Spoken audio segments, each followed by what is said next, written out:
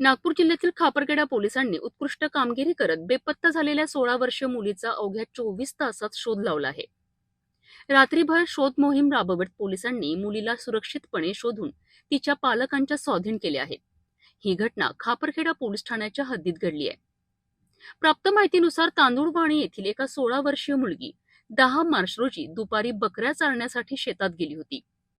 संध्याकाळी बकऱ्या घरी परतल्यात, मात्र मुलगी घरी आली नाही। यामुळे घाबरलेल्या पालकांनी तात्काळ खापरखेडा पोलीस स्टेशन येथे धाव घेत तक्रार नोंदविली।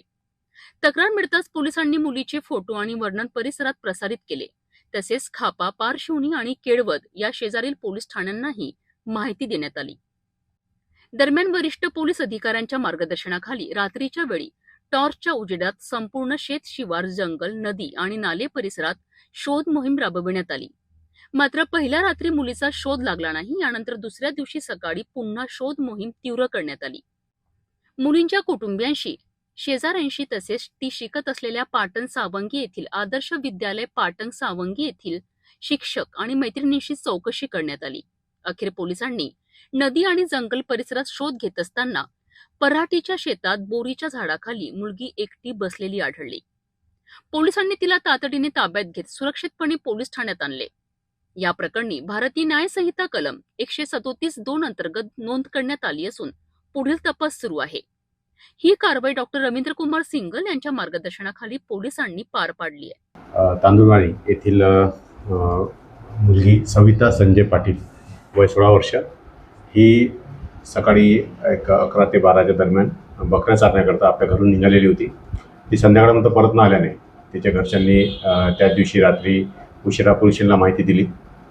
जशी पोलिसांना माहिती मिळाली त्याप्रमाणे वरिष्ठांना माहिती देऊन आणि वरिष्ठांच्या मार्गदर्शनात संपूर्ण पोलिसांचे तपास पथक टीम, त्याचप्रमाणे बीट मार्शल व इतर अधिकारी यांना घटनास्थळी रवाना केले। तिथून संबंधित माहिती घेतली, मुलगी कुठे जाऊ शकते, आणि मुलीचा शोध सुरू केला।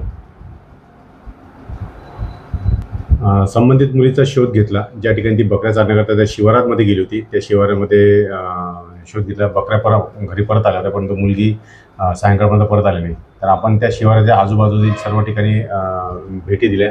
तिथले नदी, नाले, ओढे, काही अनुचित प्रकार त्या मुलीसोबत घडला तर नसेल त्याच्याकरता शाश्वती करण्याचा पूर्ण टीम रात्रभर फिरत होत्या, परंतु रात्रीमध्ये कुठल्याच प्रकारची माहिती मिळून आणि परत सकाळी अर्ली मॉर्निंगमध्ये तपास पथकाची PSI करंगामे आणि त्यांची टीम ही मुलगी ज्या शाळेत शिकत होती त्या शाळेच्या टीचर्सना भेटून आले। त्याचप्रमाणे तिची जी मैत्रीण, तिची जीवलग मैत्रीण होती, तिच्याकडून काही उपयुक्त माहिती मिळते का याचा आम्ही सुगावा घेतला, परंतु त्या रात्रीला ती मुलगी मिळू शकली नाही। परंतु दुसऱ्या दिवशी जेव्हा आमचे तपास पथक हे त्या मुलीचा शोधकाम फिरत होते तेव्हा माहिती मिळाली की मुलगी ही त्या जंगलामध्ये एका झाडीझुडपामध्ये आहे।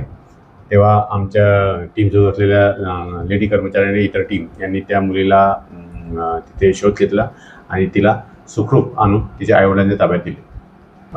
घरून निघून जायचं कारण मुलीला विचारलं असता तिने एक कारण सांगितलं की आई आणि भाऊ हे छोट्या छोट्या गोष्टीसाठी रोकटोक करत होते आणि वेळ पडली तर तिला मारपीट करत होते, पण त्या कारणाने ती घर सोडून गेल्याची तिने तिच्या बयानामध्ये सांगितलेलं आहे।